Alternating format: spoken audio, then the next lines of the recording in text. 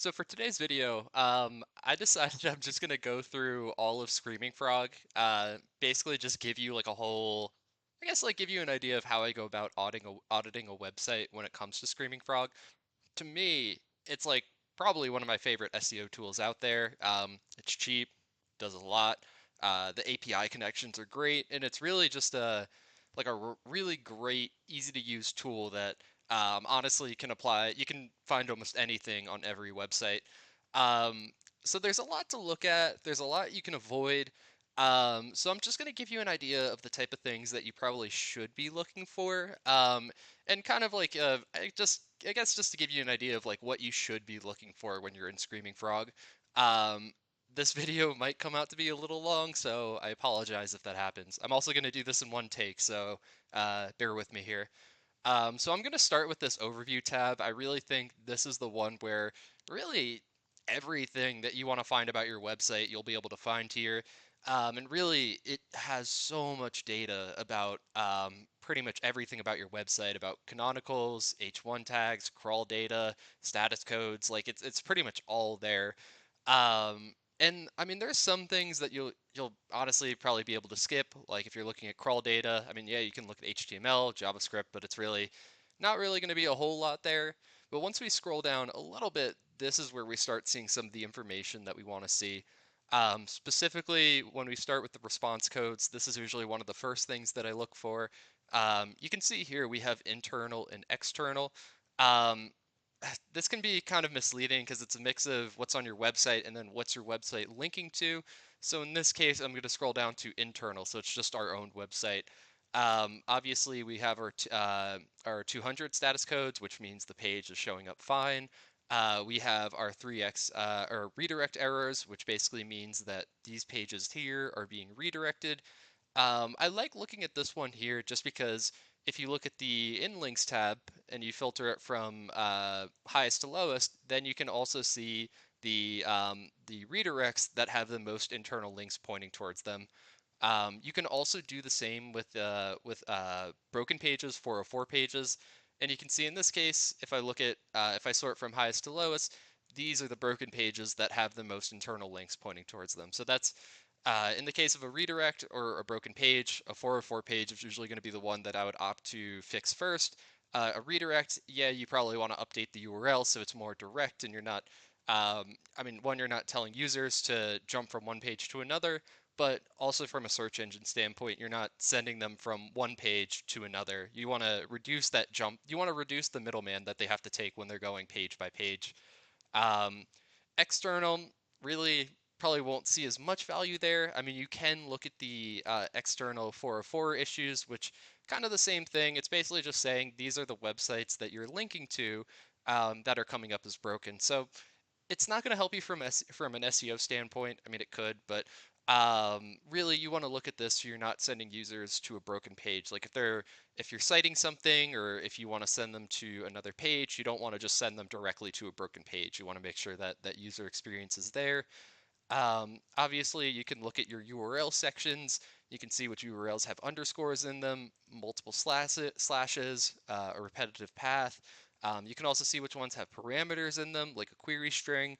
And you could probably see if those are going to be indexable. Obviously, I don't have any on my website. If we keep scrolling down, then we can also look at page titles. This one I find is pretty helpful. Usually I don't look too much at whether a title tag is too short or too long. However, I will say when it comes to title tags that are too short, sometimes you can see that they're just a little, like in some cases you might just want to spruce them up a little bit. In this case, I don't really care too much about them because it's my about page, case study page, schedule a call. And then we also have some category pages here as well. So pages I don't really necessarily care about. I mean, if you're looking at title tags that are too long, not that it's an issue by itself, but again, it's still something worth looking at where you can see, okay, if someone were to see this title tag on the SERPs, is this something that they're actually going to, are they going to be able to see? And if the title tag is being cut off, is it something where if they have a first glance view at it, are they going to be able to know what that page is about? So automatically, I don't think a too long or too short title tag is an issue, but it is something worth looking into to see if there is room for improvement there. You can see if you have any title tags missing, which honestly sometimes is the case. I would also look at duplicate title tags too. Usually it's going to be just with like pagination or category content, which again, something I'm not really too concerned about. But if you have two articles that are very similar and they're just reusing the same title tag over and over again, that's something where you would at least want to change up a little bit. Same as H1, again, really wouldn't get too caught up in it. Yeah, you can probably sneak in some more opportunities there, but that's not something I would really recommend getting too involved with. Same with the meta descriptions. Personally, I don't care at all for meta descriptions. I think they're a waste of time. They don't really help with. They don't help at all with SEO. And I think if it's a page where yeah you're ranking on the first page, you're not getting any traffic for it, then I think it makes sense to update the meta description. But just going across the website and updating all of the meta descriptions, I think, is a huge waste of time. If it's a page you can see value in and you kind of want to squeeze more value out of it, then I would say go for the meta description, make it kind of use it to entice users to click on that page. But again, I'm not really the biggest fan of it. I mean, Google, I think from what I saw, Google rewrites them about 70% of the time. So in most cases, it's pretty much just a waste of time. Same with meta keywords. They're not a ranking factor. Don't worry about them. H1 tags, this is something I would look at whether you have a missing H1. Again, if it's just a case study page, I don't really care too much about it. If it's an article that I want to rank and there is not an H1 tag that's showing up for it, then that's something you're probably going to want to care about. Don't worry about whether it's the character limit or if there's alt text in it. I mean, I guess you could for accessibility, but really the main one you want to look at here is going to be if there are any H1s missing on the page. The H1 is a pretty hefty ranking signal, so that's something you're not really going to want to miss out on. You can also use this content section, which will kind of help you figure out if there's content that's basically considered to be a duplicate. If there's a low content page, as you can see here, it's just pagination that's showing up for it, so not something I really care about too much. Um, Most of these, again, really don't care unless they're picking up any exact duplicates.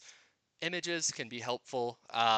This is basically showing me images on my website that are either too large and basically need to be condensed a little bit, whether I want to do lazy loading or if I just want to, yeah, basically just condense the image file to make it to load faster. Again, something you could do, but it's not really a massive priority. I see people getting caught up in alt text a lot too, and especially with saying that alt text is a ranking factor. Um, it's kind of a gray area a little bit, but I kind of see alt text in the same way as page speed, where basically it's more done for the user than actually SEO. It's more for the user experience of the person on that page. So if you ever feel like you need to update an alt text or if you need to improve page speed, I try not to think about it from an SEO perspective. I try to think about it if this is something that's truly going to be beneficial to the user. And in the case of alt text, it is for accessibility. So I think it would be worth it, but my justification isn't for SEO, it's just for the user. You can also look at canonicals too. I think this is probably one of the sections that I find myself in the most, especially when it comes to like e-commerce websites or larger websites. I mean, definitely e-commerce with tons of different websites with parameters that get added to URLs if you click on a category. Basically here, you just want to make sure that most of the URLs are self-referencing. If there's any canonical or URLs being canonicalized, you want to check here and see why it's being canonicalized and if it should be canonicalized. And then you also just want to see if the canonical tag is actually there. In most cases, it should be, but something at least worth taking a look at. Same thing with pagination. Just want to make sure if we do have pagination, it's indexable. Some people are going to say you can no index pagination, or you can add a canonical tag that basically points back to the first page. Like if you're on page 3, the canonical tag is going to point back to page 1. Personally, I like to keep pagination. I think it helps with Google, or helps Google basically discover more content on the website. And in the case of canonicalizing all of those different pagination user URLs, you're basically making it more likely for Google to access those URLs. So some of the content that's like buried in page 10, page 11, it's going to be less likely for Google to discover that content, or at least come back to that content. So my thinking is you want to make it as accessible as possible for Google to access those pages, but it's really something that can be hit or miss. You also have your sections on directives, which basically will tell you whether a URL should be indexed, no index, follow, no follow. No follow being telling search engines not to follow a link on the page, no index telling Google you shouldn't index this page. And the thing that's interesting about a canonical versus a directive is that a canonical is a hint. So Google can either honor it or choose not to honor it. With a directive, they have to follow it. So if you have a no index tag, if you have a no follow tag, they basically have to respect it. Same thing is true for the robots.txt. If there's a disallow file in there, then Google is not allowed to access that page. So you can also look at the links tab. You can see pages that either have a high crawl depth. You don't really need to care about pages with internal outlinks or without internal outlinks. I mean, yeah, you probably could, but it's not something I would consider to be too much of a priority. Really, the one I'll be looking at here is pages with a high crawl depth. And then I connected the API from Google Search Console, so I should have some data down here. Yeah, so if I come down to this Google Search Console tab, I can see pages that have clicks above 0, no search analytics data, orphan URLs. URL is not on Google. It's meaning these pages basically aren't indexed. Some of these, I guess well, I guess it's showing a 301. I saw this URL, but I know for a fact that it does rank. Index URL not indexed. Basically, these are pages that we want Google to index, but they just decide not to for whatever reason. And then there's a few others that you can look at here. Obviously, that's kind of a lot to go through. So if you want a more user-friendly way of looking at it, you can come take a look at the Issues tab. And basically, this is going to give you an idea of some of the main issues that I was highlighting in the Overview tab. Same thing, number one coming up is those indexable URLs not indexed, internal client errors. So basically those 404 pages, or in this case, I also have images that are coming up, URLs that are being canonicalized, and really I would focus on the ones that are coming up as a high priority. Most of them are actually high priority issues in most cases. Again, we have our page title issues, H1 missing. Some of the medium ones can be prioritized, like the H1s and the multiple H1s, but some of these I would kind of, especially in the low category, I wouldn't prioritize as much, but it's just whatever you have availability for, whether it's worth going after. I also like taking a look at the site structure tab. This is personally one of my favorites, and it's just to get an idea of how Google is accessing all of my URLs or links, yeah, my URLs on my website. So you can see here, I have a chart set up, which I can either choose from a chart or a table. Chart being, this is showing the depth that a search engine has to take to access that URL. So if they're starting from the home page, if they have to click from a page to a page to a page, each time they click, that's basically going to be adding on to that crawl depth. The crawl chart can be it's not as user friendly to look at, so I recommend looking at the table, which kind of gives you a better idea of where everything is falling. So in this case, most of my URLs are at least 2 clicks away from the home page, but we do have a few guys down here that are a little bit farther away from the home page. So in that case, we'd basically just want to update an internal link from a higher up page that leads to that page, just making it more accessible for Google to, or search engines in general, to access that page. Um, I also will just kind of briefly touch on the API section. I think this is almost something I've been setting up almost every time I use Screaming Frog. I mean, especially with Google Search Console. I mean, you saw with one of the previous errors where you can see indexable URLs are showing up as not indexed. It will give you a whole load of data to look at, but you can also look at Google Analytics if you want to pull conversion data. You can connect it with page speed insights so you can see how fast your website is. And if you use Ahrefs or Moz or Majestic, you can actually pull backlink data. I unfortunately do not have the higher paid plan with Ahrefs, so I can't do this. But if you do have that higher plan, there is an API that you can use to connect to Screaming Frog where if you want to pull the pages that have backlinks pointing towards them, you can kind of do a mini audit like that too. Um, so another thing I'll probably want to highlight that I didn't really go over much is the custom search option, which I think personally is great when you're doing, if you're just looking for like internal link opportunities, it's very easy to find, and all you have to do is go from configuration to custom search. And you can see in this case, I have a custom search found where for specifically the term link building in the HTML of my website. So if well, specifically with Screaming Frog, when they start this crawl, they're basically going to scan all of the text on my website, and then they're looking specifically for that term link building. So I can filter, or I could sort this from highest to lowest. Of course, the number one option is going to be an article about link building, but if you're looking to build more internal links to your website, you can use this option to find articles that might be a little bit more relevant. Like if you're looking to build topical authority, you can look at articles that are relevant that you can basically connect with each other. Um, there probably isn't too much else to show without getting too into the weeds. You can also use Screaming Frog to generate an XML sitemap. Very easy. You just click this and it basically just exports it for you. I guess the last thing I'll probably want to talk about is the force directed, or basically the crawl visualizations. This one is very chaotic, so I will do the crawl tree. Luckily, my website's pretty small, so it's not as chaotic. I will say for larger websites, this can be pretty intimidating.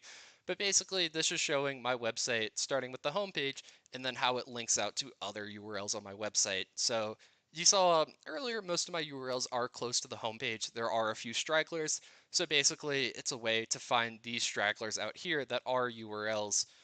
This guy all the way out here, that is, well, I guess it's a category page. Most of these are categories. Trying to see if there's any guys. I guess this would be kind of a good example, like a URL that's kind of farther away from the homepage that should be indexable. It has a higher crawl depth, even though this guy's coming up at 2, but just for the sake of explaining it, you basically just want to look at the URLs that are farther away from the website. And what I was talking about before with URLs that are linking to a redirect or URLs that are linking to a 404 page, these red nodes are basically the ones that are coming up as that issue. So if I have this article right here, then it's basically linking to all of these right here. In this case, these are images that are coming up broken on my website. It was a site redesign where it broke almost every image on my site. Still have to fix that. So basically, if you're here, you can see that this page is linking to a ton of broken items, whether it's a broken URL, a broken image, or in some cases, it's also going to be a redirect too, which trying to see if I can see if that's the case with any of them. Yeah, like this guy over here, this is a redirect. So I guess the darker red is going to be redirects, the lighter red is going to be no index, and then the, I guess, kind of like in the middle, regular color red is just going to be 404 errors. Um, so that's one of the ways you can look at it. I guess a more user-friendly would be the tree diagram. Oops, sorry, not the one I was trying to show. The directory tree graph, which is basically all of the paths that Google can take to access your URLs. So if it's with my main website, I have this category that's SEO. These are all of the URLs that follow under or follow underneath that subpath of SEO. So I don't really use this one as much, but if you want a less chaotic view of your website, like I was talking about with the crawl diagram, this is kind of a good way to look at it. And of course, it still shows you the red and the green URLs or the green nodes. So of course, these are all the images that I was talking about that are showing up as broken on my website. Um, Outside of that, there's a few other things you can look at, but really those are the main ones that you do want to take a look at. Obviously, you can also configure how Screaming Frog is going to crawl your website. If you come to configuration and then crawl, basically this is how you allow or kind of set parameters for how Screaming Frog is going to crawl your website. So whether you didn't want them to crawl JavaScript, whether you basically are saying, hey, don't follow any external links, don't worry about the canonicals. Um, pagination, you probably want them to crawl. Iframes, don't really care about. And I've also found it's helpful that you can pretty much submit your sitemap for Screaming Frog to crawl. So if you have a larger website and you submit your sitemap, you're just going to make it easier for Screaming Frog to basically access all those URLs.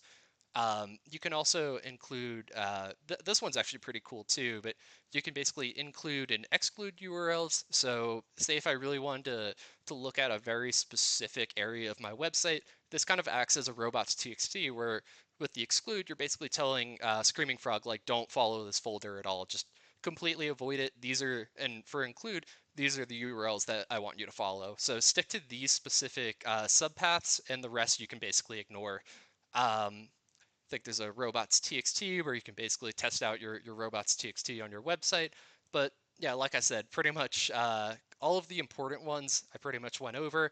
I'm starting to get out of breath, but yeah, I mean, there's more you can take a look at, but I covered the majority of it. But I hope you found this video helpful.